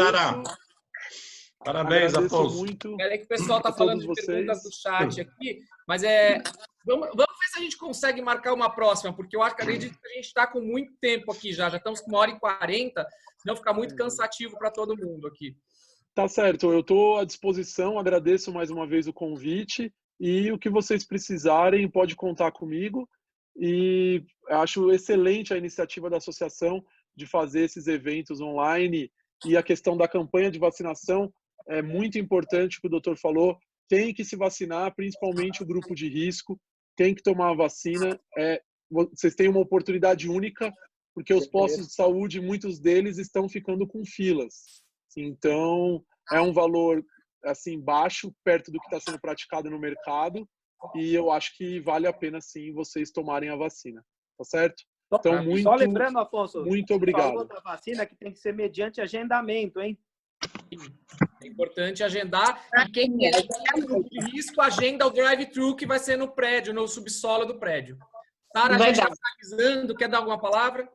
Eu quero agradecer a você, Afonso, companheiro de sempre, aos nossos conselheiros, a doutora Isabel Tormes, ao doutor José Fagotti, a doutora Aparecida Inácio, que nos veio com uma informação da maior importância, e principalmente o nosso médico, nosso advogado, nosso perito, doutor João Batista Optimista, a quem eu agradeço por estar conosco brevemente em outra oportunidade, num curso de doenças ocupacionais, de perícias médicas. O primeiro foi um sucesso, foi de grande aprendizado. Aliás, já estou colocando nas iniciais tudo aquilo que aprendi. Fez muita diferença, João. Um abraço para o seu pai, espero que ele esteja bem. E vamos marcar brevemente para estarmos juntos online mesmo, num curso retomando de doenças ocupacionais. Vamos sim, estou à disposição, o que vocês precisarem. Mais uma vez agradeço a todos e desejo uma boa noite. E a gente vai continuar aqui nesse isolamento por enquanto, até que a gente possa voltar para o convívio social de uma forma segura, sem colocar em risco a vida de todos, né? Muito obrigada, agradeço demais. Muito obrigado, pessoal. Um abraço a todos, obrigada. Pedir desculpa aqui a quem enviou perguntas. As perguntas que vocês enviaram, eu não estou conseguindo visualizar aqui na tela. Então, talvez por isso que a gente não fez algumas perguntas aqui que vieram, tá? Então, eu peço desculpa para quem não conseguiu ter a tua pergunta respondida. Mas, se for o caso, a gente marca uma próxima live aí, esclarecendo para vocês mais algumas coisas na próxima semana. Tá bom? Perfeito. Boa noite. Tá ótimo. Boa Obrigado. noite. Boa noite a todos. Boa noite. Tchau, tchau. Tchau. Tchau.